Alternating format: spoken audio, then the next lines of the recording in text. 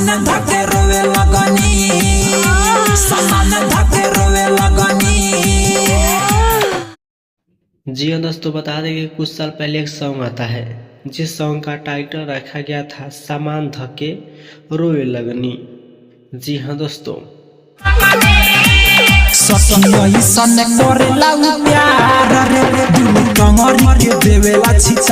बात किया जाए दोस्तों तो ये गाना बहुत ही अश्लील है दोस्तों। अगर बात किया जाए तो बहुत ही गाना ये अश्लील है। ये गाना वायरल हुआ था दोस्तों। जी सोशल मीडिया पर काफ़ी ये गाना हिट था। जी हाँ, प्रदीप प्रेमी के गाना बहुत ही हिट हुआ था दोस्तों।